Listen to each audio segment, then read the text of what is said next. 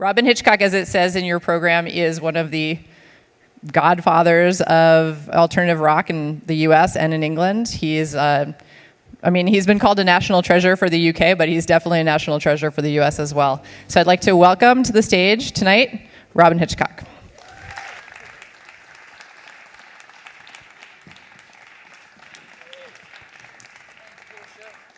Am I here? Sure. Thank you, ma'am.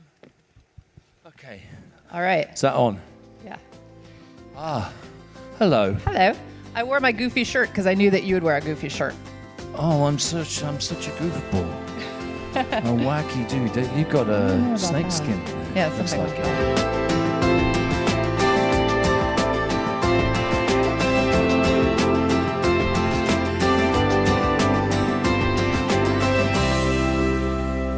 You said you saw that show at the Ritz in 1986, Yeah. which is now Webster Hall. I know. I think. I know. Wow, we probably did all ages shows then. Exactly. Yeah. Had to be. Wow. Since I was such a youngin'. I'm sure it was fun. It was back in the smoke age. Oh, yeah. There was an awful lot of momentum in those days. Yeah. I mean, people have momentum at different times.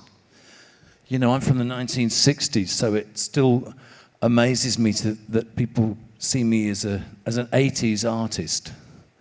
Because to me, the 1980s was some distant, terrifying wasteland that I found myself tipped into as a Brit in my 30s. Like, you know, what the hell am I doing here?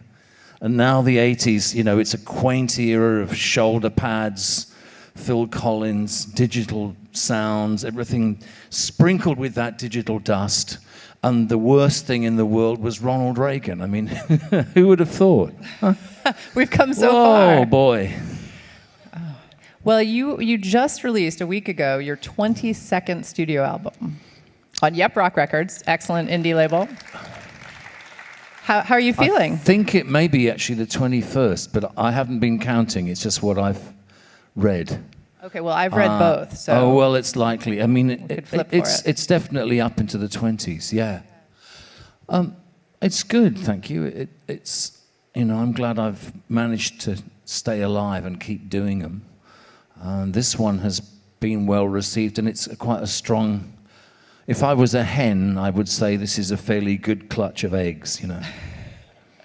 After all the eggs that have been laid. After all the eggs, and I love when eggs get laid.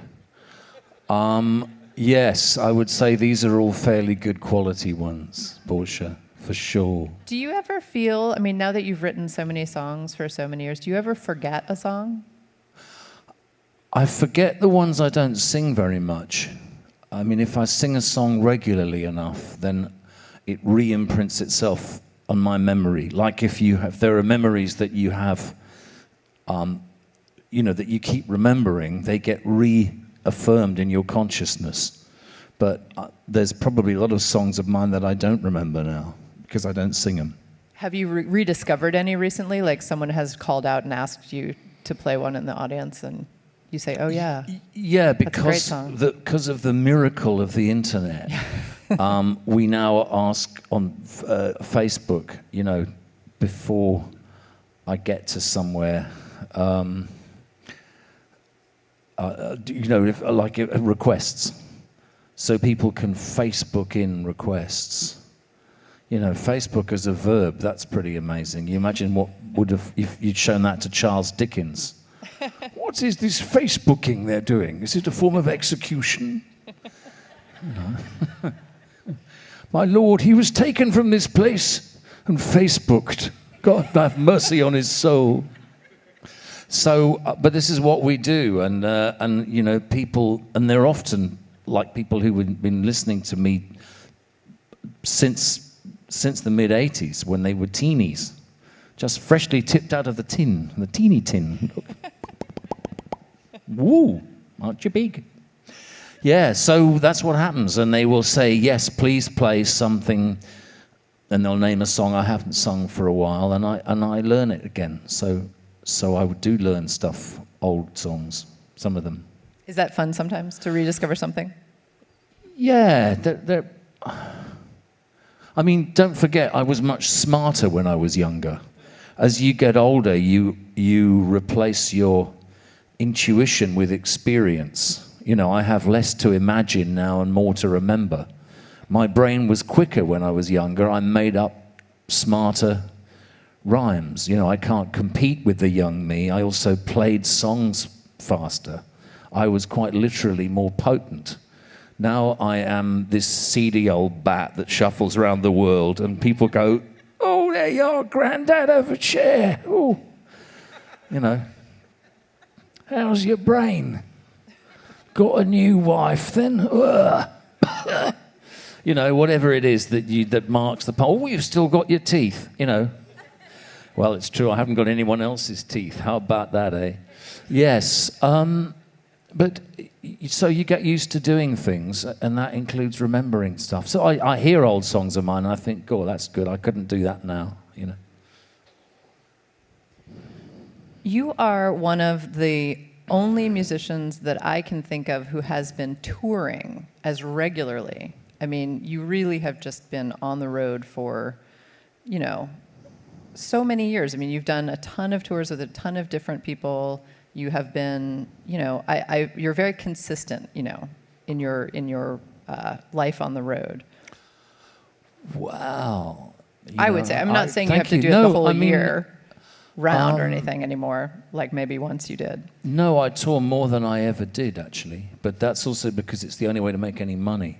Well, yes. And sadly, just because you reach an age when it would be nice to sit back and you know, sit there with the cat and count your savings or something, look at old photographs of your toenails and things. Actually, no, you still have to pay the bills and get out there. So one reason I still tour is economic, and the other is because I like it. I consider my live show as a work of art in progress. I still think I'm getting better. You know, when I was younger, I was faster and I was cleverer and I was thinner and I was cuter. You know, my God, I was gorgeous. But I could hit the higher notes, but I don't think I was. I think I'm much more focused now as a live performer. I think I can connect with an audience better. I mean, the audience has also grown up, you know, itself. So, but I still enjoy singing. I still enjoy using my voice and making it fly around the room. You know, there's a big sound in here, so I can hear my voice. It's soaring around, you know, under those pulsating things up there. And so, yeah, I do enjoy playing live. So let's talk for a moment, because the podcast and radio show that I have, The Future of What, we talk about the music business entirely. So this is going to be the boring portion, perhaps not the artistic magic portion. But unfortunately, as you said, you know, musicians do need to make a living, and these days touring is pretty much where it's at. So well, it is now, yeah. Yeah. So what's I mean, in terms of what's the boring business part that you still need to do as an artist these days? I suppose the big difference now is the amount of time you have to spend on email. And, you know, there wasn't any email 30 years ago, 35 years ago, 40 years ago. 40 years ago, there weren't even faxes. Y'all probably don't even remember the fax. It was there briefly, I suppose, around the time Reagan went and George Bush Sr. came in. That was the time of the fax, its golden age. And it was there for the first Clinton term, and it kind of waned in the second Clinton term. About the same time the smoking ban started to come in, and cell phones began to replace ashtrays. So we're taking the whole thing back to the time when there was an ashtray in every room and there were no cell phones. So people had to smoke instead of texting or going online, looking at photographs, using their disintegrating attention span for something else. But now it's okay, we don't have to smoke, we've got these things. Portia and I have our phones right here. And the difference really in terms of business is that it follows you everywhere. So I just got a message from someone who's done a bass guitar overdub on a piece of music I've recorded for a film, and I've got back to him straight away 30 years ago, he would have had to have sent me a postcard, which I would have found when I got back to Nashville, Tennessee, you know, at the end of next week. It's faster, but people also expect replies faster. So, as always happens, these things that are designed to save you work just intensify the volume of it. Nobody works less hard than they did 30 years ago, that's for sure. So as a songwriter, how do you balance your, you know, ability to write songs, the time it takes to write songs, and, you know, all these emails that keep flying in?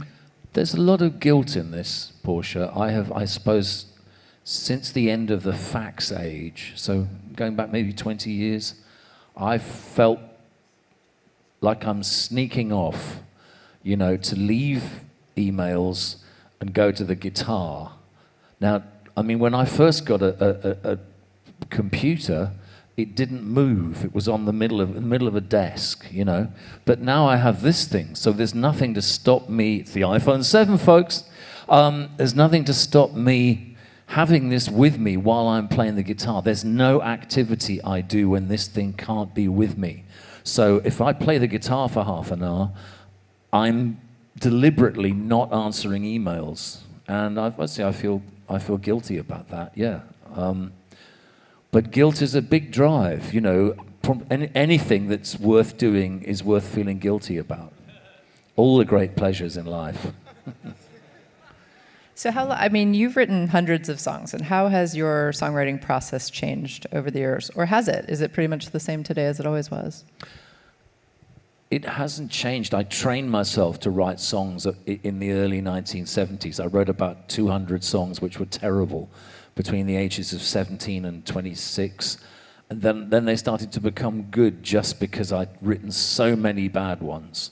They were all prototypes that didn't fly.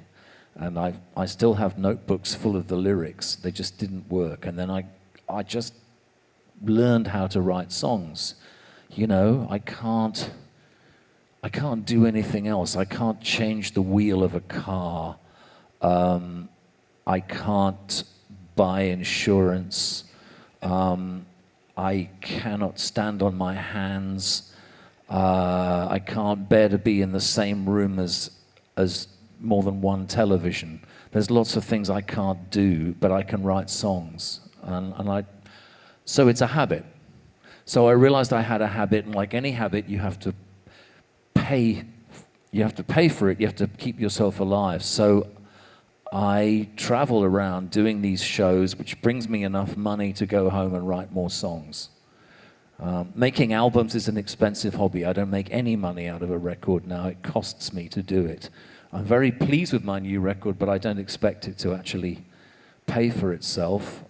If I can save up enough money, I'll make another one in 3 years' time. Otherwise, I'll just, you know, it doesn't matter. I'm history-driven. Rock is history-driven now, you know.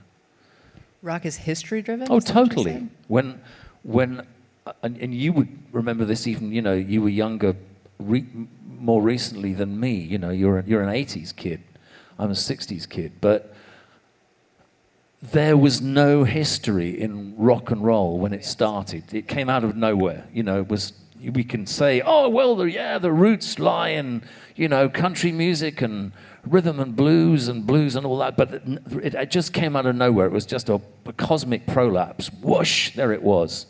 And then there was, you know, beat music, and there was the Beatles, and then there was Dylan, and there was that cross-pollination in the 60s, and people like me, that's where we come from. And then there was punk, and then around about 1980, just around the time CDs came in, pop rock began to look back on itself. Maybe it was the compact disc, you know, maybe it was the fact that we were no longer in a period of cultural acceleration where yesterday had no relation to tomorrow. You know, you could be out of date. By the mid-90s, you couldn't be out of date. Everything, even prog rock, even Donovan, even folk rock, you know, it was all acceptable. Everything was cool. And if you're young now coming into music, you can listen to everything. You can find it all on YouTube, and it's all of equal interest. You know, for that matter, I don't know how many young kids actually would want to go into rock music. Rock and roll is for old people. You know, look at the highest grossing acts. They're the ones that were highest grossing 50 years ago. McCartney, the Stones, Bob Dylan, you know. You can even see Frankie Valli if you know where to look. It's full of antiques, and I'm one of them. I wonder about that a lot with that exact thing that you're talking about, with the entire history of recorded music now being available on the internet for young people to listen to. For free. For free. Yeah. With very little sort of, you know, ways to say, okay, I understand how this is different from this, and this came from this, and the references, you know, I wonder if people get the references or if it doesn't matter anymore. I don't know. Do you think it does? I don't know, but I mean, I should ask you guys. You guys should chime in, because I listened to a band the other day. I thought they were terrific, and the guy sang just like Mark E. Smith from The Fall, and I thought, I bet he's never heard The Fall. I bet he just is doing this, and he thinks it's original, and that's fine. I mean, on one level it's fine, but on another level, when you get old, maybe you're just your attic is full of crap that doesn't matter anymore. Well, it's all swirling around the bowl before it's flushed. You know, that's our culture. But I don't know if I mean, whether you sound like Marky Smith because you've heard him, or whether it's a complete coincidence, I don't know if it matters, really. It's just that, you know, things reappear. Apparently the saber-toothed tiger has become extinct 5 times and keeps coming back. Fascism keeps coming back. You know, it's just some things are great when they reappear, and some of them are not so good. That's true. So one thing I think is interesting about your career is that you've worked with a lot of the same people over and over and multiple times, and I think that that's got to speak well to your relationships, with your ability to create with people and continue to play with them. I don't know if I could play with the same people for years.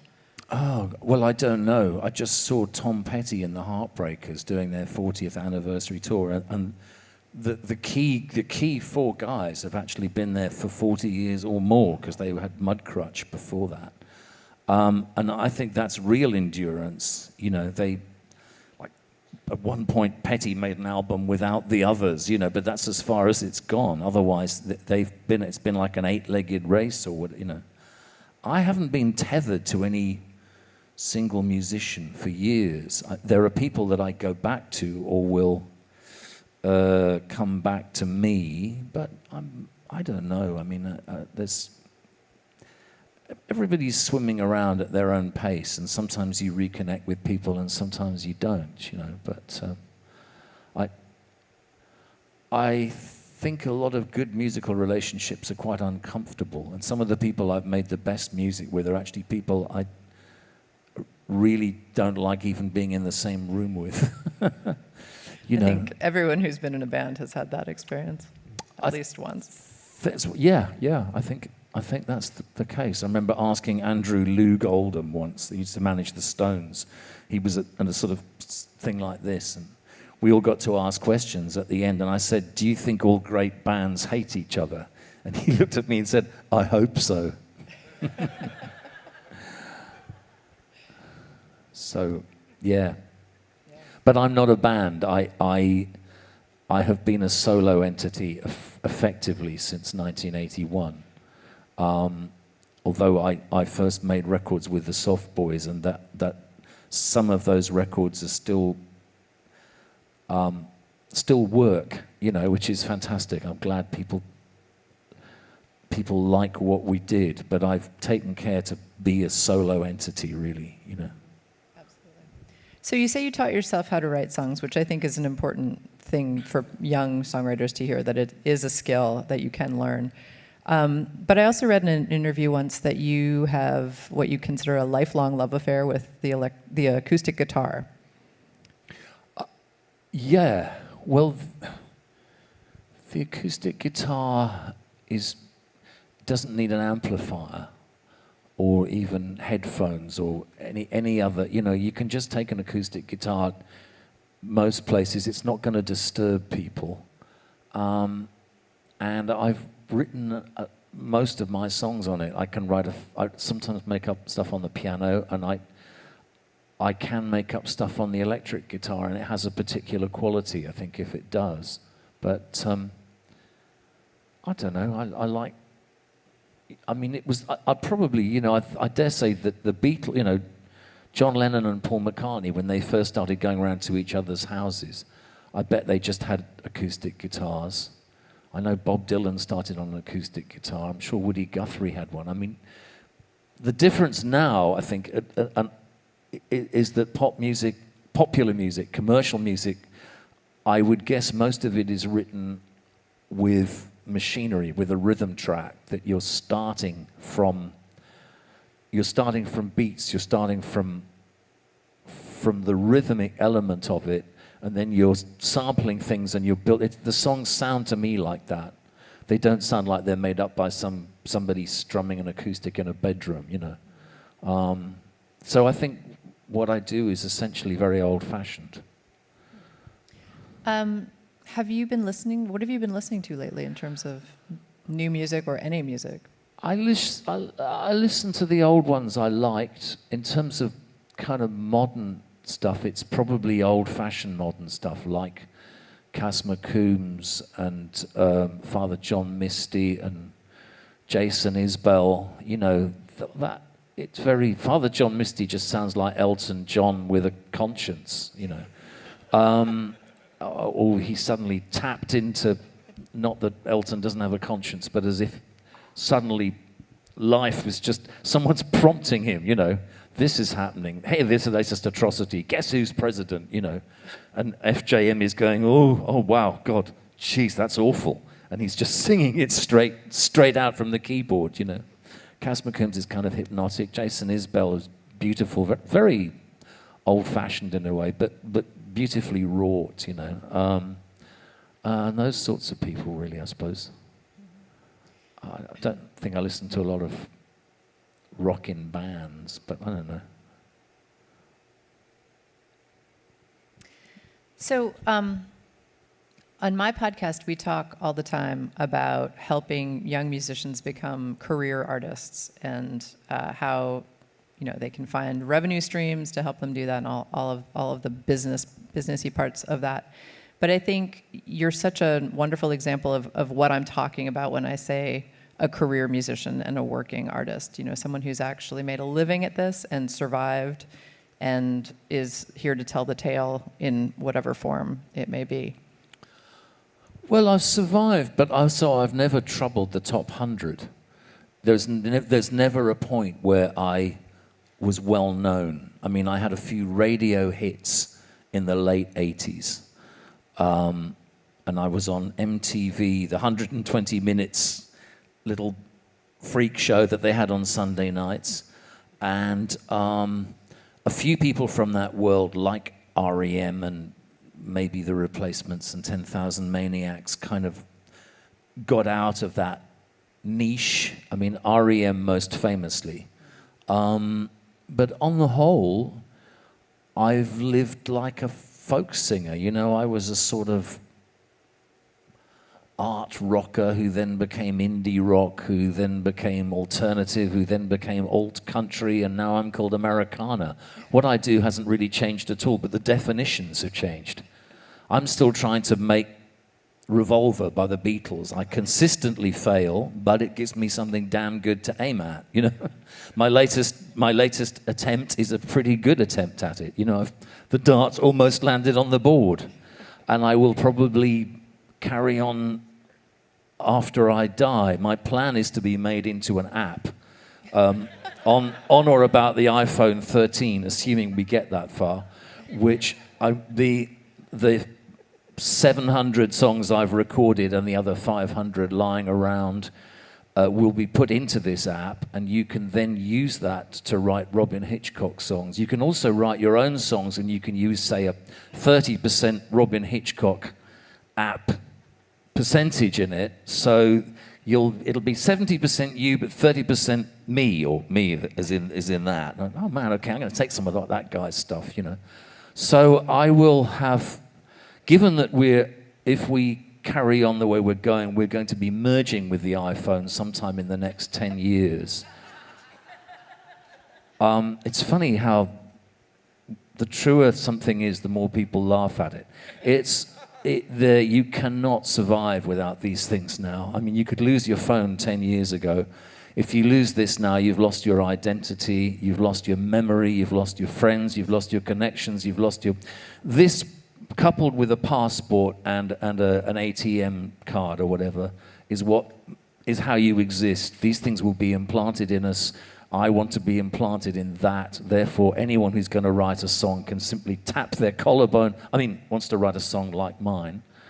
Or they can just say, well, I wonder what he'd be writing like if he was like he's on his own. And they just tap it, and out comes the machine's version of what Robyn Hitchcock would be writing then. And it seems to me that's my bid for immortality, more than even the songs that I'm leaving behind me, is the Hitchcock app, you know.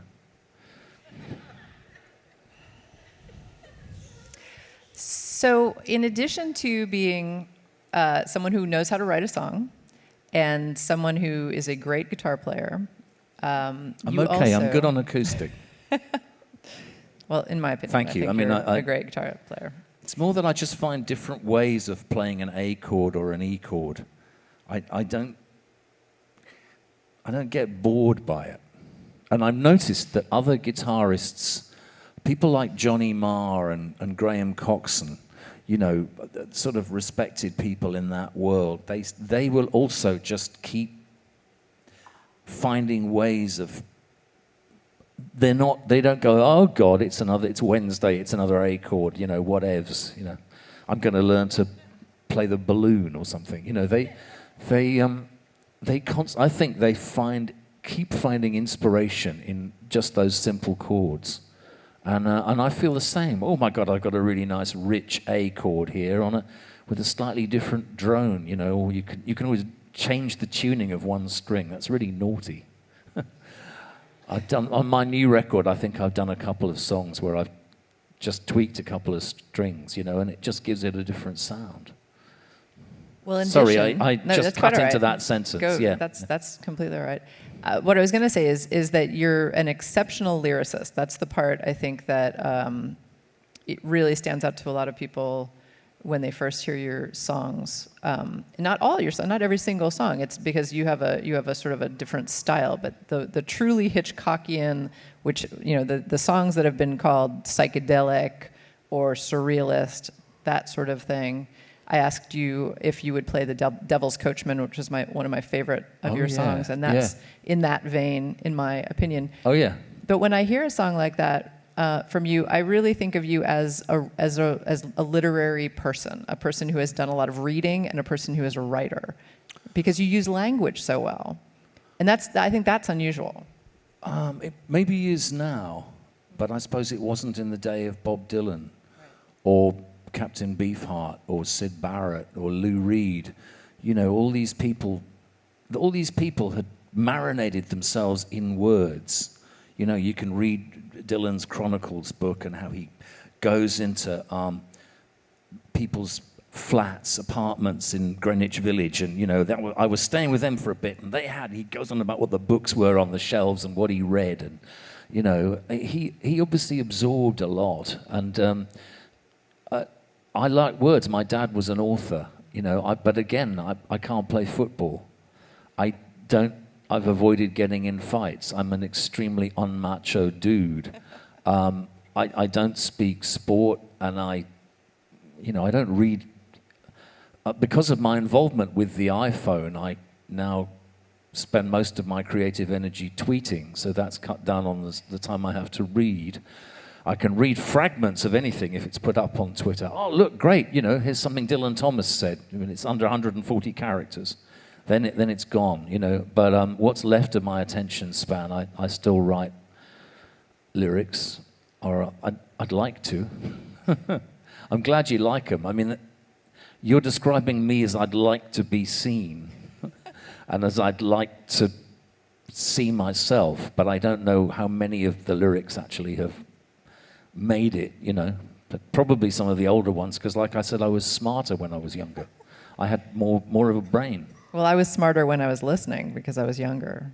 you know, so to those songs when those came out. You so. think I helped oxygenate you? You helped make me smarter, and now I'm dumber. So but if that's okay. you were it's not your fault. fish, I was actually putting more oxygen in your tank, as it were. Exactly. Okay. Exactly. But not necessarily fish food. Exactly. No crumbs. Yes.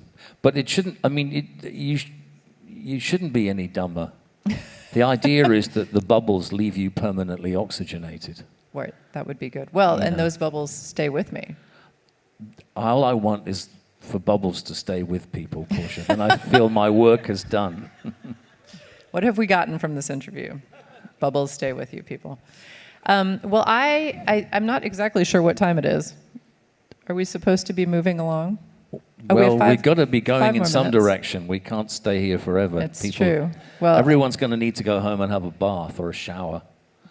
Watch American Gods. You know, there's a lot going on. It'll be the end of the world soon, and then this place will change its name. Mm-hmm. You know, it'll be called the End of the World Club, and like one of Chelsea Clinton's kids will come here or say, no. If there is a future, it'll be full of things that you vaguely recognize. Exactly. Well, I think we will wrap it up, and I'm going to let you play some songs. Okay. You know I've got my guitar's there, yeah. Yeah. All right. You're all right. I'm not using this, am I? I'll put this down. I think you're using that. Someone Okay, will help well, us. thank you very much for having me. Well, Thanks thank for you. coming along. Like I said, this is the most currently available iPhone, the iPhone 7.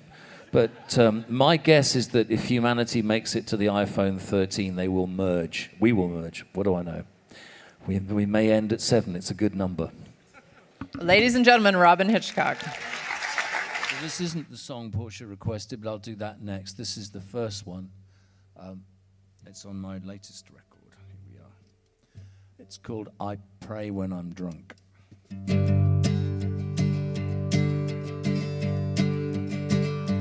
Well, I pray when I'm drunk.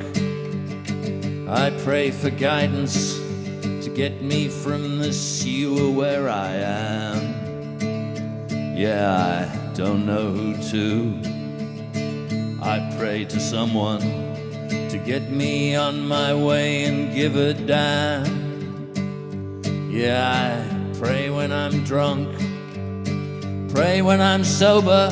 I'm grateful for the man that I've become. Yes, I swarm with the bees and I ooze with the mackerel, and I think about you every time I strum. Some things can change. Some things you cannot change.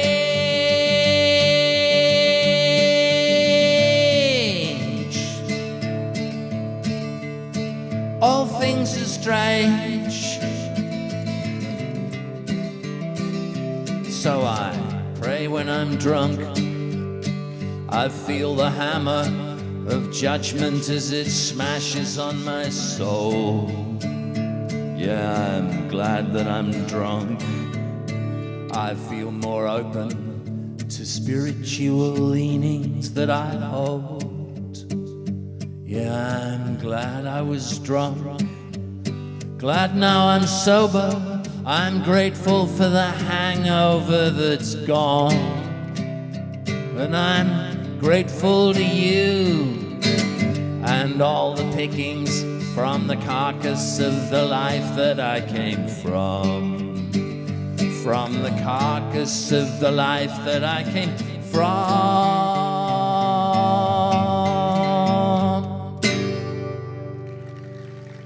Thank you.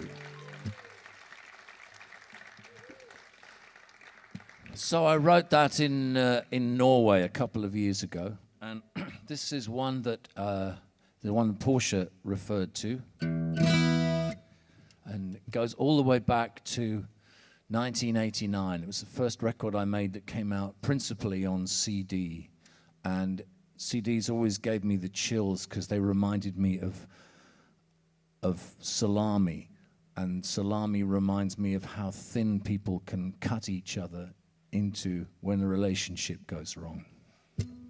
So I'm quite glad to see vinyl back. So this is a slice of a song. It's a slicing song. But, you know, it's one of the great things that, like, often the person that you feel most you can't be without turns out to be the person you don't want to be in the same room with. It's called love, baby.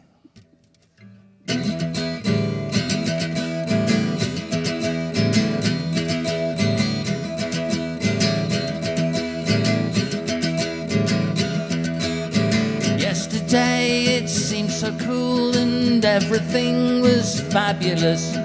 Built a brick and made for an eternity. Give an inch and take an inch, and what you got is where you were. The universe is based on sullen entropy. It falls apart as it goes on. Yesterday I saw the devil in the nude. It was embarrassing, I turned away. He was leering in the mirror when I looked again.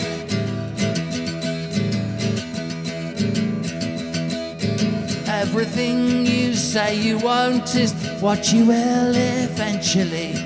Honesty is money in the cemetery. If he treat you horribly, he's probably a Scorpio. He's a long kebab through your ovaries. The same goes out, the same goes in. Yesterday I saw the devil in a mood. He wasn't angry, but he stood around, biting off the legs of all his furry chums. I remember everything as if it happened years ago. Probably it did, so I remember it. You adjust your feelings and that gives you vertigo. Falling off a high place and into it, just as I fell into you. Yesterday I saw the devil in my food. I wasn't hungry, but I played with it. Blood red horns gouged through my scrambled. Yesterday I saw the devil in our bed. I could have strangled him, I'm English though. So I made him coffee and I made him toast. Thanks.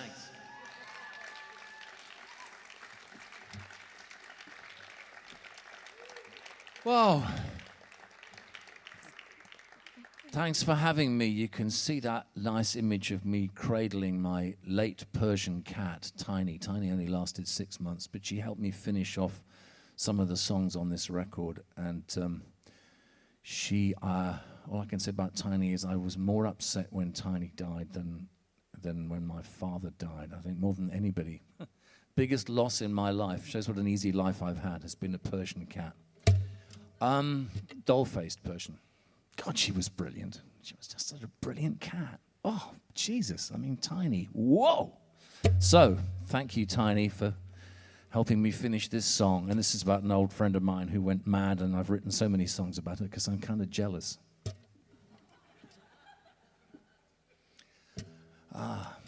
Here we go. It's track 4 on my fab new album. Thanks, Portia, and thank you for having me. Here we go.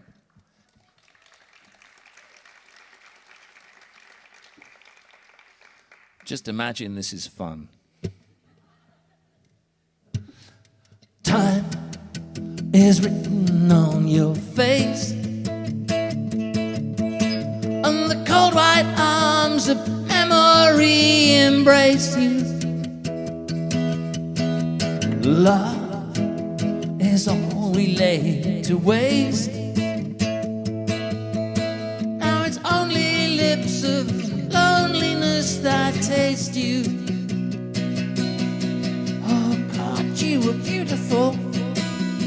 Oh God, you were beautiful. Oh God. My Charlie's letterbox is full of birthday cards.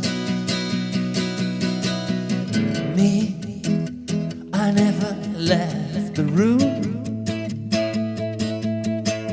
The light bulb that shone down on me was gloomy.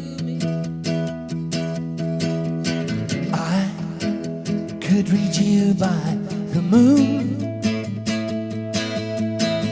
The way you looked at me, I thought you knew me. Oh God, you were beautiful. Oh God, you were beautiful. Oh God. My Shelley's letterbox is full of birthday cards. My Shelley's letterbox is full of birthday cards.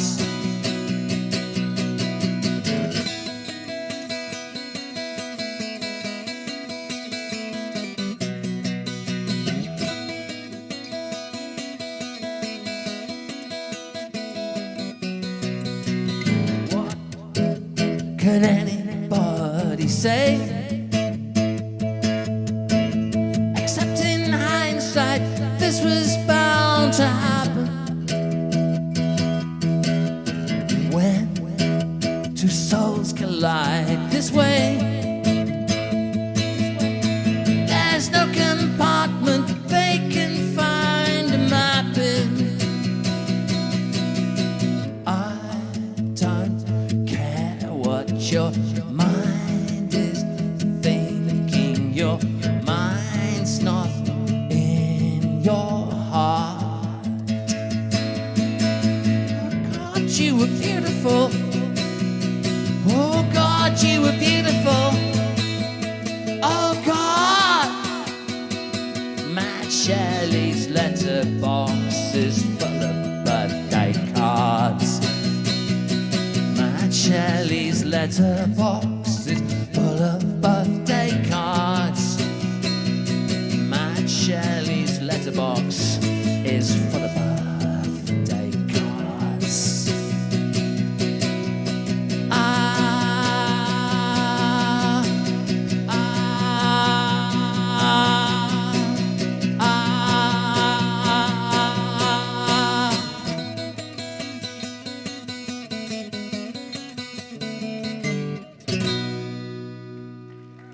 Thank you very much. Thank you, Mo Pop.